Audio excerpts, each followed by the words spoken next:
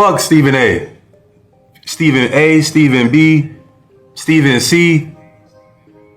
Like, my offer still stands. Now we have Stephen A. Smith getting checked by another athlete again. And listen, it really feels like the era of sports commentators saying anything without consequences is officially over. With social media everywhere now, players are no longer sitting quietly while talking heads control the narrative because they finally have direct platforms to clap back and clear things up themselves. Jaylen Brown recently jumped on his Twitch stream and had a few interesting things to say about Stephen A. Smith. Hit that subscribe button if you want to stay locked in on all the latest drama and updates. Alright, hold up. Let us get straight into this video. Into the good stuff. Last week I had an exchange online with Stephen A. Where he was vocal about what he thought I needed to do, and he also said some other things. So let's watch it together on stream chat. We can react to it together. This is just we're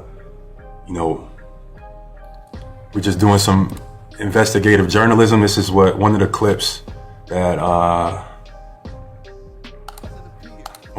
was going viral from our exchange. This was his response. On Jaylen Brown's program. You know where Jason Tatum was?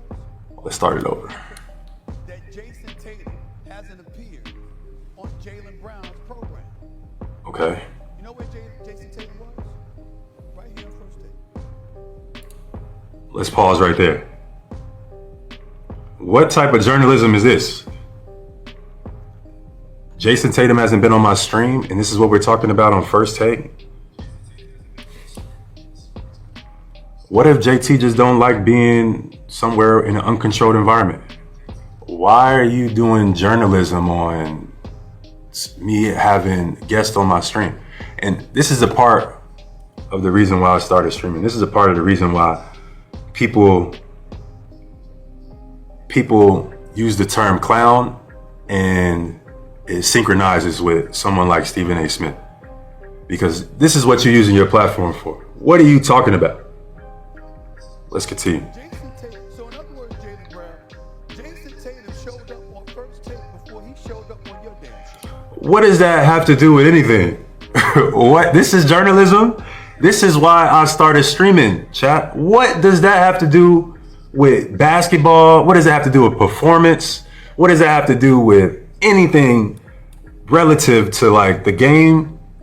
You know what I mean? It doesn't. And this is where, why people call him out, because he uses his platform and his nature, and his nature can be, this causes issues. Jaylen Brown honestly has a valid point, because whenever Stephen A. Smith jumps on television delivering those loud, passionate rants and pushing certain narratives, a lot of viewers automatically treat his opinions like undeniable facts and start repeating them everywhere online. Now hold up, the tension between Stephen A. Smith and Jaylen Brown did not just randomly appear overnight, because this situation actually goes back years to when Stephen A. Smith went on First Take claiming that sources around the league told him Jaylen Brown was difficult to market, had a major ego, and was not well liked inside his own locker room. And girl, they really pushed that narrative even harder on First Take when Kendrick Perkins came on air talking about alleged text messages he received and had portions of them read live during the show. Jay, can you read this text message real quick? I didn't even have this number saved. Sure. But read that text. Former Celtic here. Keep speaking the facts. Pound emoji. Much respect. Okay, cool. So he was texting me that because of what I just said. We had a conversation about Jaylen Brown. Then I get another text that said, hey, JB tripping. Another text from a former player that played with the Celtics. JB, lack of accountability, right? Now hold up, why did Kendrick Perkins throw that woman into the spotlight like that in the first place? We honestly do not even know who supposedly sent those messages or whether those texts were even real to begin with. And listen, for all we know, that whole segment could have been planned out before the cameras even started rolling on First Take.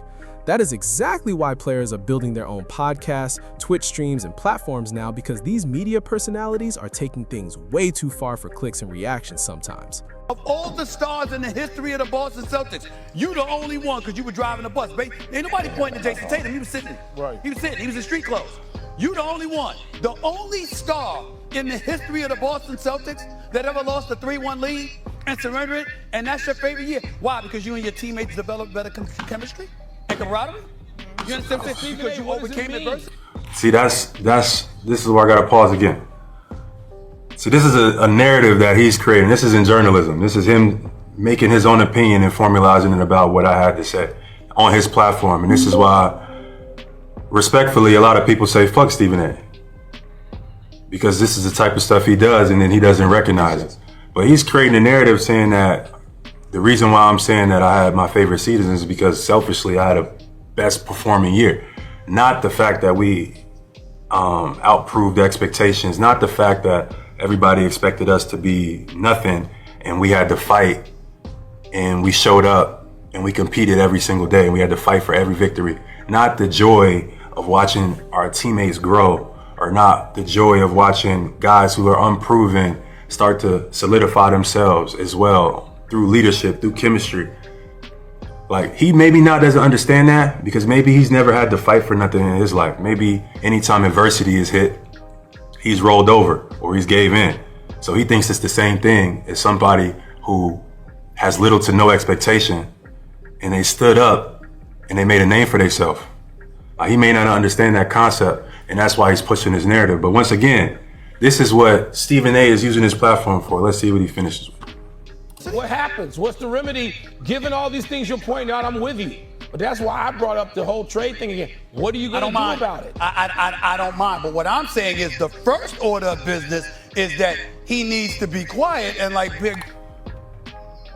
Let me stop right there. Did he just say I needed to be quiet? Be quiet for who? Man, fuck Stephen A. Stephen A, Stephen B, Stephen C. Like, my offer still stands. You want me to be quiet and stop streaming? Well, I want you to be quiet and get off these networks, because you're not using your platform to do real journalism. You're using your platform to use clickbait. Now listen, we all know Stephen A. Smith is not just casually walking away from television anytime soon. They are paying that man way too much money for him to suddenly quit over some tension with Jaylen Brown. At the end of the day, all of this drama is content for Stephen A. Smith. The bigger the controversy gets, the bigger the ratings become, and that gives him even more leverage when it is time to negotiate another massive contract. Now, to be fair, he was not completely wrong about the Boston Celtics blowing that 3-1 lead in the playoffs, because that collapse absolutely deserved criticism. But hold up, Stephen A. Smith and a lot of those analysts over at ESPN are the same people who predicted the Boston Celtics would finish 7th in the East before the season even started. Instead, the team ended up finishing 2nd despite missing their best player for a huge stretch of the season. So honestly, they exceeded expectations in a major way, regardless of that playoff meltdown. That is why fans are split, because on one hand, you can absolutely criticize them for choking that lead away, but on the other hand, you also have to acknowledge the season was way more successful than most people predicted in the first place. And girl, one thing is clear, Stephen A. Smith definitely did not appreciate what Jaylen Brown had to say about him publicly. First things first. Jaylen Brown, before I even get into it, could you do me a favor, please?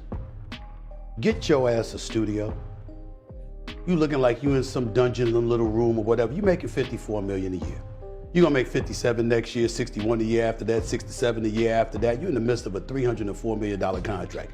Get a studio with a director and a producer. Calling up clips of mine, the computer ain't even working right, can't even get the full sound up in there. Get that together. That's number one. Stop being so damn cheap.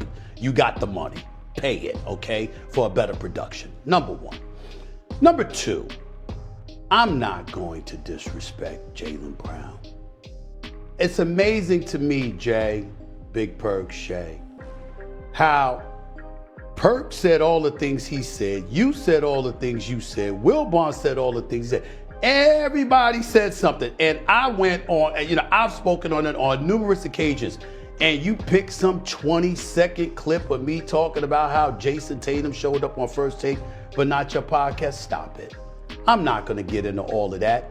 Was Jaylen Brown bringing up the fact that I wasn't reporting when I was raving about him all season long? When I was talking about him for the most of the season as a top 2 league MVP candidate, when I was pissed off and I raised holy hell on the air when he got ejected from the San Antonio Spurs game and he didn't deserve that, when I talked about him leading the pack and doing the things that he's done and solidifying his greatness as an athlete, did he complain then? Did he complain when, how many times that we can't even count, when I talked about the brilliance of this young man, his philanthropy in the community, the kind of things that he's done, and I've been raving about that all of these years. Did he complain about my reporting then? No, he did not. When I made news years ago, and I was talking about how it's not fair to him, but because he is smart, because he doesn't suffer fools, because he will speak his mind, etc., it's alienating some people on Madison Avenue and beyond, which is why he doesn't necessarily have a sneaker deal and he doesn't get the advertising dollars and has the marketing muscle of, say, somebody like his teammate Jason Tatum. Do you know that I spoke about that and he came to the finals wearing his t-shirt to show me your sources, or to the playoff game rather, show me, to tell us your source or whatever the case may be? You know what? There was no question that I was right. You know, and the bottom line is that his own family came up to me in Dallas and thanked me for talking about him the way that I did, because they recognized the fact that I was showing him respect, not disrespect, okay? He won the Eastern Conference Finals MVP, most valuable player. He won the NBA Finals, MVP, or, most valuable player award. All of this other stuff. Was he complaining then? No. But here he is complaining now. Why? Because he's pointing the finger in the wrong direction. Point it at yourself, bro. Let's recap. The Boston Celtics, the most storied franchise in basketball annals, 18 chips. You helped deliver one of them just 2 years ago. 2 years later, y'all surrender a 3-1 lead for the first time in its history, in franchise history, with you driving the bus. And 24 hours later, 24 hours after you didn't go to the basket in the last 2 minutes, after y'all launched 3-point shots on 6 separate occasions and missed every one of them, 24 hours after that was over, you went on camera as a representative for the Boston Celtics and called it your favorite season. He even told Stephen A. Smith to go ahead and spend some of that contract money and upgrade his streaming setup, and honestly, that was low-key hilarious. But at the same time, I can't even lie, he is right about the Celtics blowing that 3-1 lead. And then Jaylen Brown hopping on stream right after, speaking so positively about the season, does come off a bit questionable considering Jason Tatum was dealing with injury and still trying to push through the playoffs. Now hold up, this is exactly the kind of back and forth Stephen A. Smith thrives in. Like I said before, he lives for this type of content, and the moment he stepped off First Take, you already know he went straight to his podcast setup to keep the conversation going. But here's the thing people keep ignoring. After games like that, whether you win or lose, these players go straight to streaming and start speaking their mind. And yeah, they have every right to do that, especially with the money and freedom they've earned. Still, public perception matters, and when the timing is off, people are definitely going to talk about it. Just like in this situation with Jaylen Brown, some fans felt it was a little tone-deaf calling that season his favorite when the playoff collapse and injuries to key players are still fresh in everyone's mind. Others don't care and see it as him just staying positive about a tough year. Either way, you can already tell this isn't the last time he's going to ruffle feathers with his podcast or streaming takes. But that's it for this one. Hit subscribe, drop a like, and I'll catch you in the next video.